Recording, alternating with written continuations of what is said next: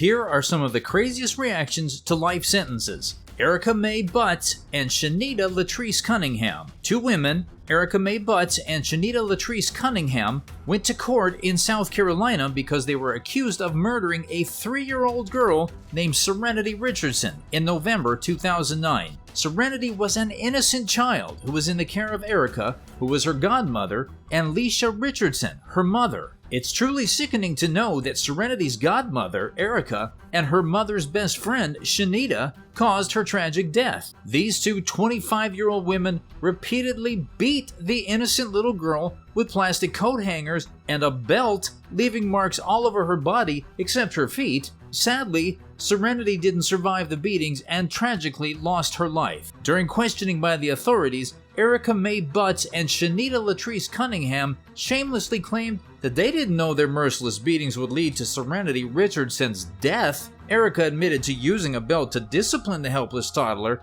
because she had an accident on the floor. However, Erica's lawyer argued that Shanita was the dominant and aggressive one in the brutal abuse that resulted in Serenity's death. Despite this defense, both women were found guilty of homicide and child abuse and were sentenced to life in prison. When Erica and Shanita received the news of their life imprisonment, their reaction was extremely shocking and dramatic. They started screaming and thrashing around, completely losing control of their emotions. They threw themselves on the ground and made loud, distressing cries that could be heard throughout the courtroom. It was a disturbing scene, and many wondered if their punishment was enough.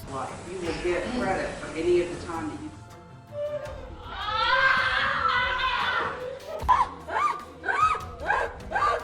Tatiana and Seth Welch. A man named Seth Welch and his wife had been arrested for the murder of their defenseless 10-month-old daughter, Mary Welch. The innocent baby girl died in August 2018 from a horrifying combination of dehydration and malnutrition. Her parents intentionally neglected her needs, leading to her tragic death. What's even more shocking is that the couple knew their child was malnourished but chose not to seek medical help because of their twisted religious beliefs and deep mistrust of medicine and government authorities. Their beliefs were so strong that 2 of their children never saw a licensed doctor. But it doesn't end there. When Seth Welch realized that his baby girl was unresponsive, he called his lawyer before seeking emergency help. This fact alone speaks volumes about the couple's selfish priorities and disregard for the life of their own child. During the investigation, the autopsy report revealed that the helpless infant weighed only 8 pounds at the time of her death. She had suffered from chronic malnutrition,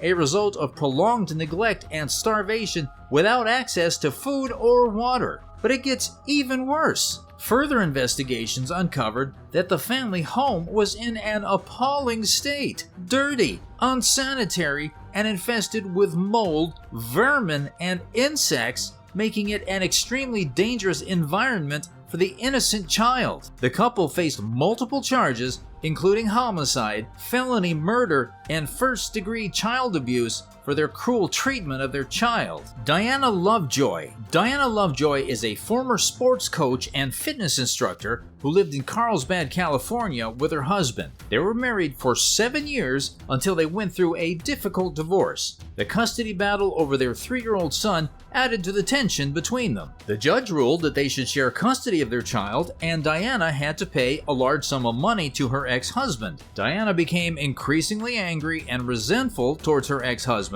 She came up with a horrible plan. She decided to get rid of her ex-husband. Both Diana and McDavid were charged with planning to commit murder and attempted murder. McDavid faced an additional charge for intentionally firing a gun to cause harm. After Diana was sentenced to 50 years in prison, she fainted in court and had to be revived.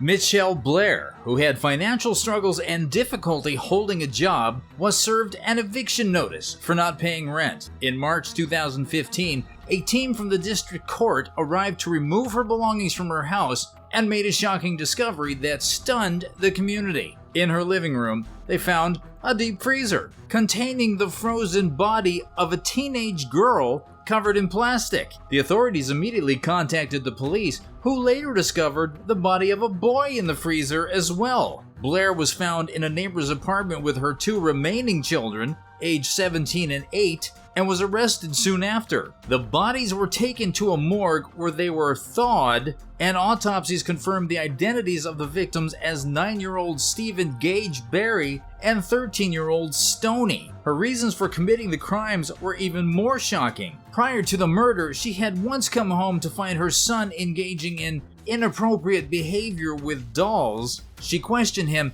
asking if anyone had done something similar to him. When he revealed that his brother Stephen had engaged in such behavior, Blair went upstairs to confront Stephen. She claimed that he confessed, and in response, she began physically assaulting him, punching and kicking him before putting a garbage bag over his head, which caused him to lose consciousness. Blair pleaded guilty on 2 counts of first-degree premeditated murder and received a life sentence in prison. Jody Arias. Arias was accused of brutally killing her ex-boyfriend, Travis Alexander, in 2008. The trial attracted a lot of attention from the media and the public. When the trial started, there were many reporters and spectators in the courtroom who were eager to see what would happen. The prosecution argued that Arias murdered Alexander out of jealousy after he ended their troubled relationship. They presented evidence like graphic crime scene photos, bloody clothes, and DNA evidence that connected Arias to the murder. Arias, on the other hand, claimed that she was innocent and took the stand to defend herself. However, she told a series of complicated lies to try to cover up her involvement in the crime. The trial included emotional testimonies from friends and family members of both Arias and Alexander. They talked about their relationships with the accused and the victim. The judge sentenced Jody to life in prison.